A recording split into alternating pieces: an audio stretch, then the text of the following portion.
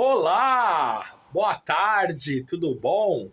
Sou o Dr. Antônio, advogado. Estou aqui para mais um minuto aprender direito nesse feriadão e o conhecimento tem que ser buscado, né? Não para.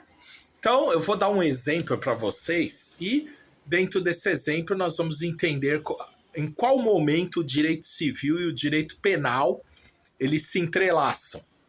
E é muito interessante que muitos criminalistas não gostam de direito civil, outros civilistas também, a maioria detestam direito penal, mas eu vou provar aqui para vocês que essas duas disciplinas do curso de direito, elas são importantíssimas e em um determinado momento elas se unem. Você tem que ter um conhecimento das duas partes para poder ajudar o seu cliente.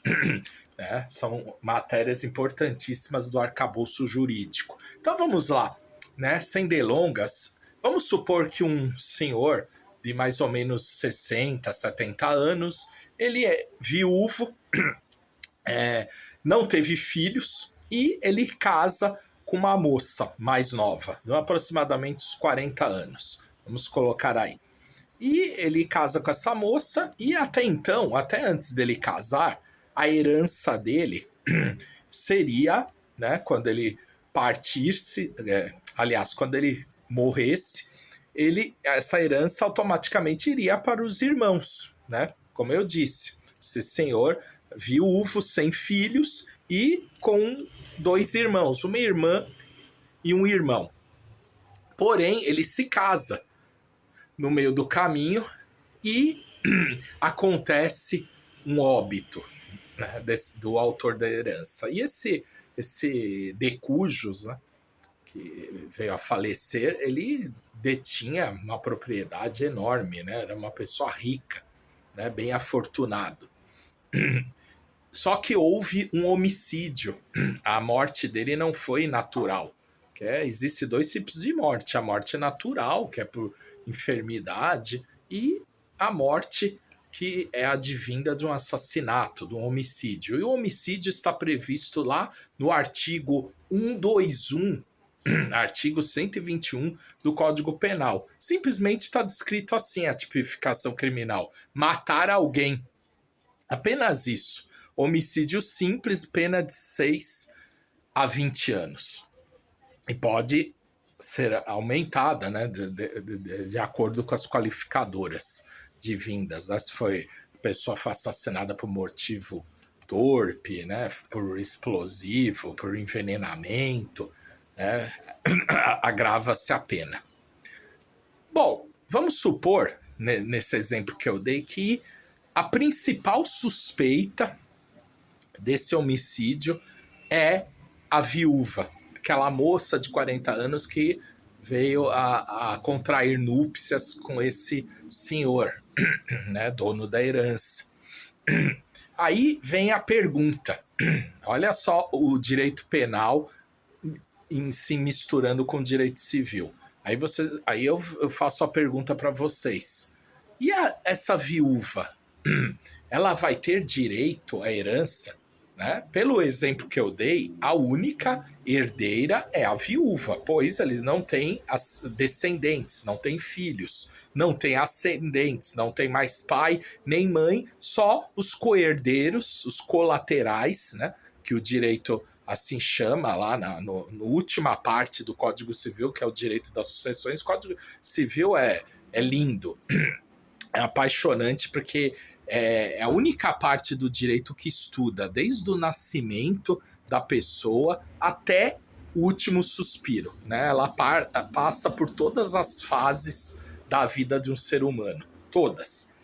Eu casei, eu comprei apartamento, eu assinei um contrato de seguro da minha casa, do meu carro, eu tive filho, eu me separei.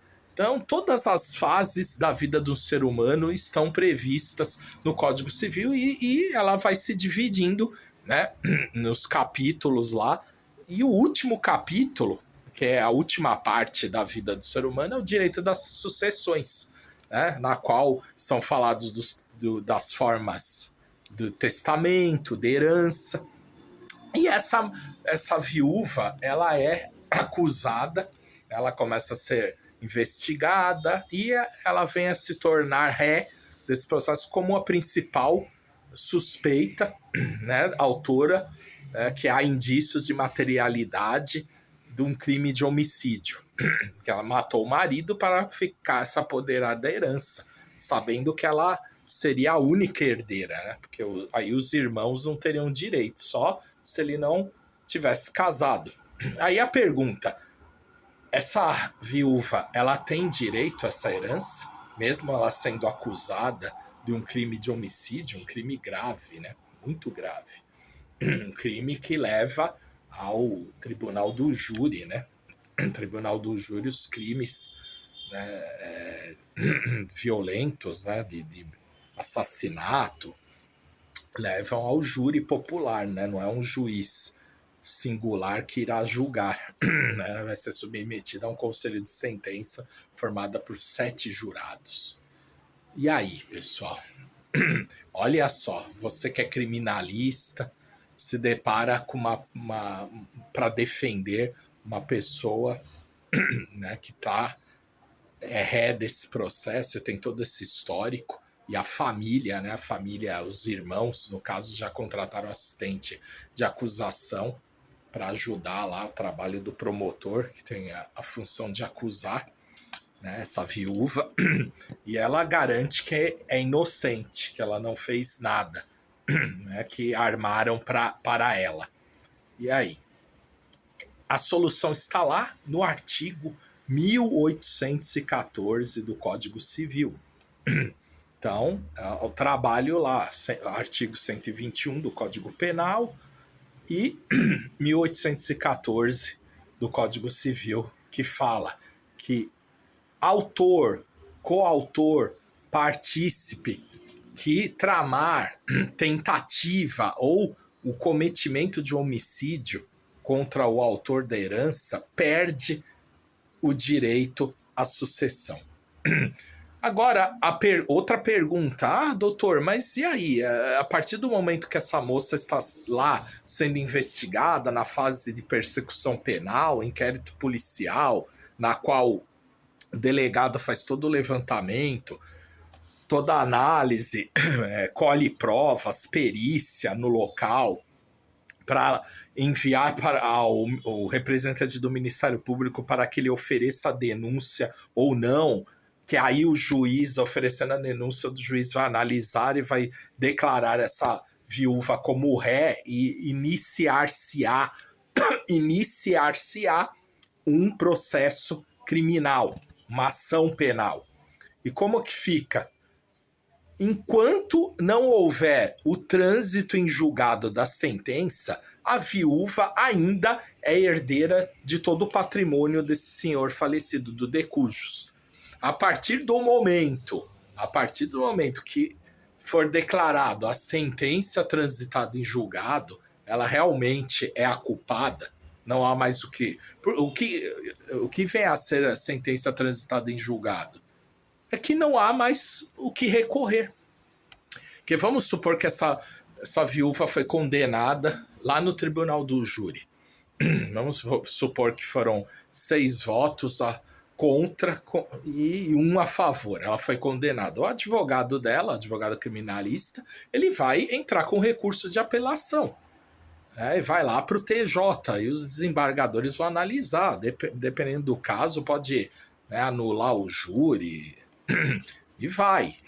Isso pode chegar até, dependendo da situação, um recurso extraordinário, um recurso especial, pode chegar no STJ lá em Brasília, um recurso extraordinário lá no STF, no Supremo Tribunal Federal, que é o guardião da Constituição Federal, é a lei máxima do nosso país, e chegando lá, aí, né, não confundam, pessoal. Muitas pessoas falam que existe no Brasil a terceira instância. Não existe.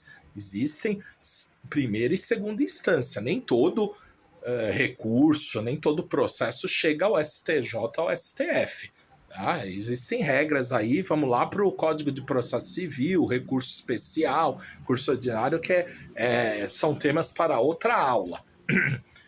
Vamos supor que chegou esse caso até lá, até o STF, e ela foi declarada culpada. Realmente ela era culpada, né? Todas as provas. Não adiantou nenhum recurso movido pelo advogado criminalista, e aí essa viúva automaticamente é declarada como indigna, como fala o artigo do 1814 Código Civil, ela é indigna e ela não vai ter direito a essa herança.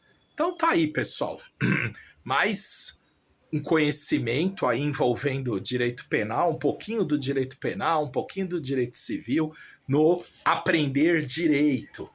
Você sempre tem aqui, e me sigam lá nas redes sociais, DR Antônio Advogado 6000 no meu Instagram, canal do YouTube também, coloca lá Direito P5P Aprender Direito, tem no meu outro canal do YouTube, se vocês digitarem lá Tribunal do Júri versus Tribunal de Cristo, tem um podcast sensacional que eu gravei com a doutora Cíntia Beltrame, tem mais de 300 visualizações em pouco tempo.